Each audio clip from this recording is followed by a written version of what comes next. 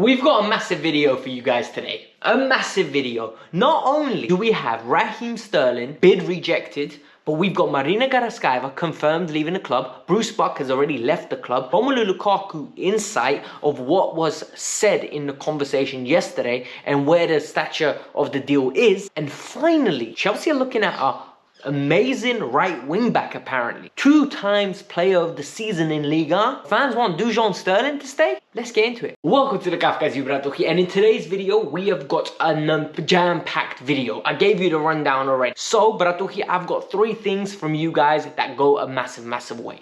Number 1, hit the like button. Pushes the video, everyone shows love, and the video gets to more people. Number 2, in the comments below, let me know your thoughts on these moves. Do you think this is a good thing, Marina leaving the club? Finally, hit the subscribe button and go and follow me on Instagram. The link is in the comments below. It's the pinned one. It's the first one. It goes a long way. You can DM me your questions. I will respond. I have been responding, and it's a good way to actually ask me more questions and make sure you get a response from me. But otherwise, let's move on and let's get on with the story. We're going to start with the first story, and we're going to start with a reputable source. Sources are saying that Chelsea, from Fabrizio Romano to other sources, are saying that Chelsea have had a £25 million bid rejected for Raheem Sterling.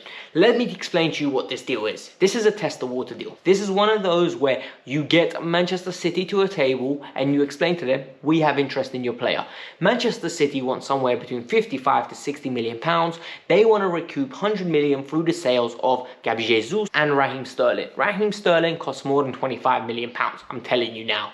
But Chelsea are pushing the boundaries. They're trying to see how willing the deal is. This gives them permission to go speak to Raheem Sterling legally, and it's an interesting step to take. The question now arises, what are Chelsea going to do? Are they going to pay that fee? Are they going to be actively pursuing that move? For me, I don't think Chelsea are going to go above and beyond to sign the player. Chelsea are going to try get a bargain bid, 35 million, 40 million. I don't see them going to 55, 60. Because Chelsea have actively set the precedent. If Mane is going to Bayern for 35 million pounds, Raheem Sterling is no better than it. So this is going to be very interesting.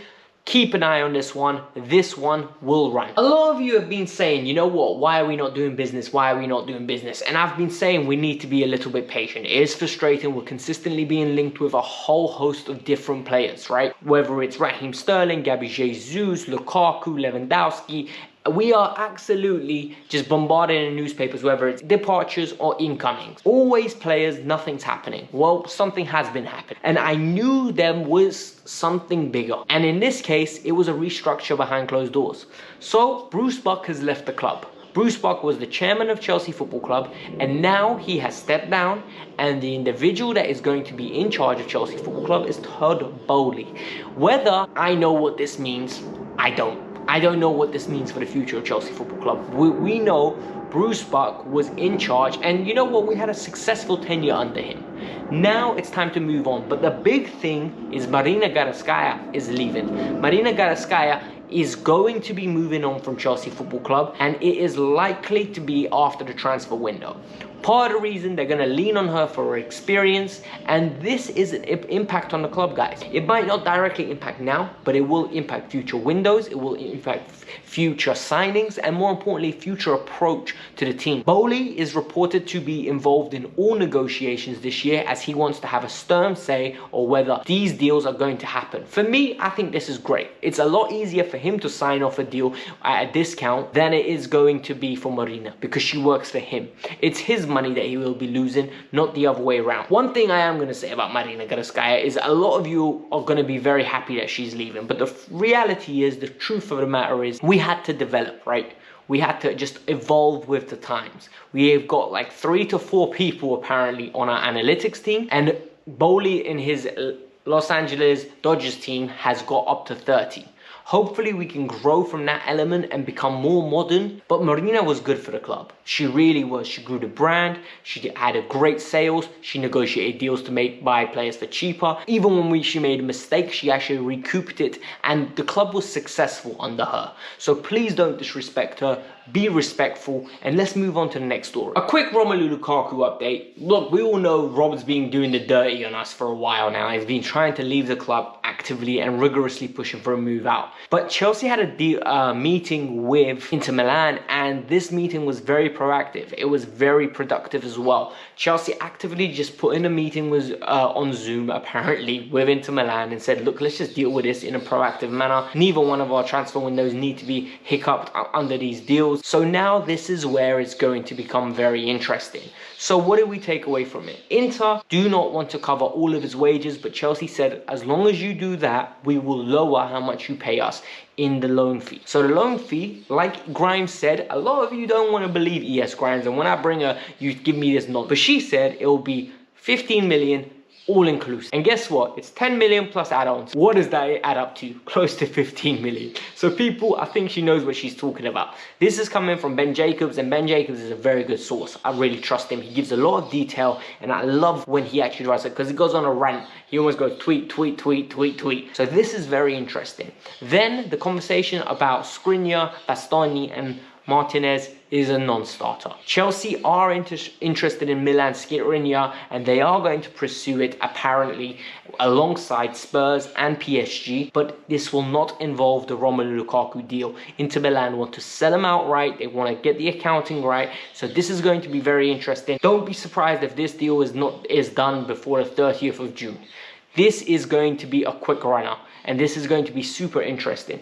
All in all, I think this needs to wrap up so we can move on with our incomings. We've got good restructure in the back happening. We've got good restructure in the front happening.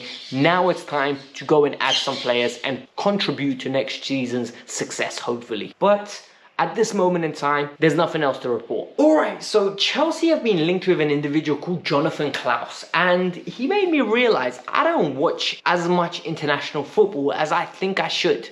So from next season, I put a poll out the other day on my community page about, do you think I should watch Serie A or do you think I should watch Liga? And a lot of you just unanimously voted Serie A. And I'm not going to lie to you, I was happy with that because I got kind of more interested in Serie A than Liga. But we are linked with a right wing back, French international, called Jonathan Klaus. The only Klaus I know is the one from Vampire Diaries, you know what I mean? Very good actor, played a great role, loved him in the originals. But this guy, from the videos I saw, look guys, I'm not going to sit here, I'm never going to be the channel that pretends I watch all host of football religiously and I know every player from every country, from every nationality, from every position. There is nobody on this planet that I haven't seen. That's never going to be me. I don't know who Jonathan Klaus is. So the only information I have on him is what I've read through a few articles and the videos I saw. Spent nearly half an hour watching a couple videos of him. Very, very finite amount of videos on this individual. But we know that he's a two-time Ligue 1 Team of the Year right back. He's decent on the ball from the videos what I saw. He is a technician. A lot of his things were time and space, crossing into the box. Very pure striker of the ball from what I saw. But I did not get to see the other intangibles that I love to see. For example, his raw attributes, his physical ability to take someone on one-on-one, his ability to defend one-on-one. I found it very hard to find footage of the player. All these YouTube clips are very pro-attack.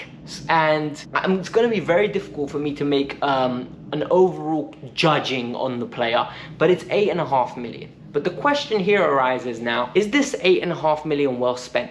Because a lot of people are going to say, why don't we just give Dujon Sterling the role? And I get that logic, I really do. But at the same time, I do want to say that by that logic, a lot of people would have said Edouard Mendy should have never been the goalkeeper for Chelsea, because why didn't we just give Baxter a chance? Azpilicueta should have never joined Chelsea. Why didn't we give Sam Hutchinson, if you guys remember him, a chance? And reality is, sometimes these buys work out for Chelsea a lot better than the ones where we spend abnormal amount of money. So all I'm going to say is, be positive if this deal happens. I'm going to try watch a few more full matches of this man. And next season, I'm going to be scouting Serie A. You guys are going to be hearing Serie A names left, right, and center. But this was the Kavkas View. Hit the like button, subscribe to the channel. Let me know your thoughts. And if any of you know anything about Klaus, make sure you drop it in the comments below. Peace out. I'm out.